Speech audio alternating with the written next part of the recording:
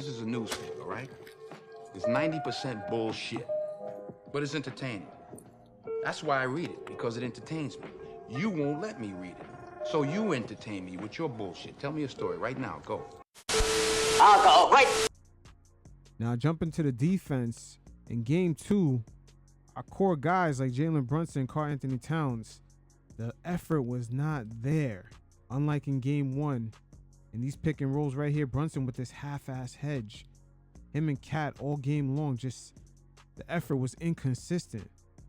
Here's another play right here where JB doesn't necessarily anticipate Cade coming downhill. And the Pistons in game 2, they did a great job of getting Cade the ball in different spots. He didn't necessarily just bring up the ball and just run the play off rip. So they get into some handoff with a screen, and Cade comes right downhill. Look where Brunson's at. He's not going to be able to slow Cade down. Cade just picks the Knicks apart, but he just misses it with a pass. But you see how just having Cade come downhill like this, he's going to pick you apart. Brunson is not really going to get back in front of him. He's going to use that size to keep Brunson at bay. And also, he's gonna exercise his options based on, if OG collapses here on the roller, or if the three-point shooter is open, he's gonna be able to make that pass with his height, or he could just finish it himself. But instead, we see Paul Reed with the butterfingers. It's really the small things. Guys got to get organized early. Right here, JB is sleeping too far back, just way too far back right here, and he's late on the contest. And a lot of the Knicks' defensive issues with Cade really took place early in these possessions. As OG gets a screen, look how far back Brunson is. There's no ball pressure, and Cade takes full advantage of that. And you can see the frustration from Brunson. Again, we got to take a look at the Knicks leaders. Look at Anthony Towns. No pressure right here. Cade easily blows by him and creates an opportunity. And Anthony Towns, out of everybody, he has no excuse of why he can't hedge hard in a play like this. Prime example is because he's going to have Jalen Duren and Isaiah Stewart. They're not really a threat on this handoff right here.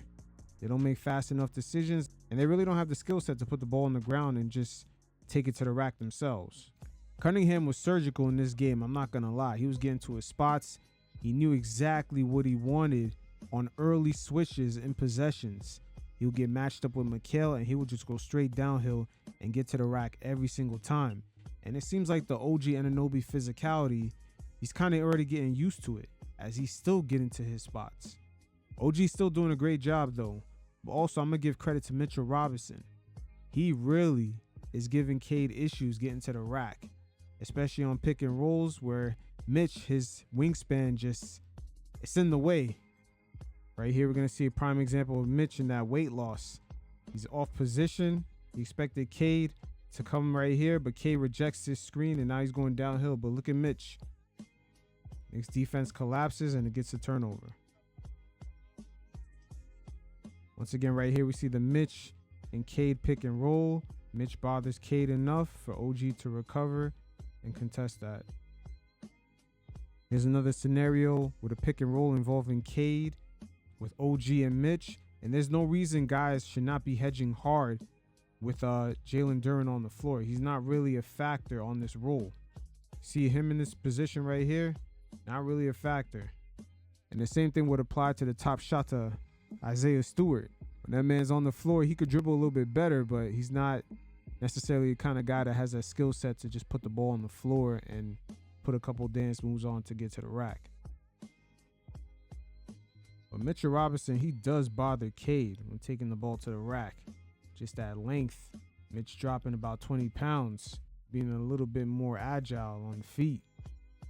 But regardless of how good the defense is, at some point, Cade is going to get into his bag regardless. He's been pretty consistent throughout this whole season. He's one of the reasons why the Pistons went from one of the worst teams last season, just having a crazy record streak of just losing games in a row, to now that they're in the playoffs. And in game 2, he's really gotten into his bag. He's going 1v1, taking OG to the post. He's getting anywhere he wants on the court, even though his teammates, his main shooters, Malik Beasley and Tim Hardaway Jr., didn't really give him anything. Here's an example of him getting anywhere he wants. JB with a decent hedge, nothing crazy, but he uses OG's momentum against him. And look at this tough shot making. Right over Mitch and OG. Also, check out his shooters. It's nothing crazy. You got Schroeder. Beasley is his best shooter. You got the rookie Duran down low, but his shooting options are not that crazy. Again, Cade has gotten accustomed to performing with the pressure coming from OG. Just all the contesting, the length, the speed. He's getting used to it. Right here, the game is getting tight, but Cade is starting to show some poise as OG barrels through some of these players right here, but he stays patient. He uses that height, and he's able to make good decisions. And you don't really see this too much from younger players. Cade, just like Jalen Brunson, they have that old man game, where in the playoffs, it tends to work in their favor.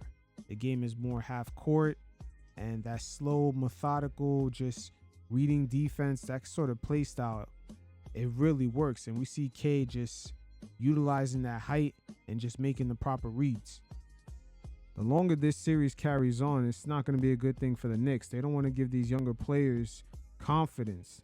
They don't have much to lose, and they're getting a little bop to their step. They're also hungry for some notoriety and success, and a long series is really not going to be a good thing.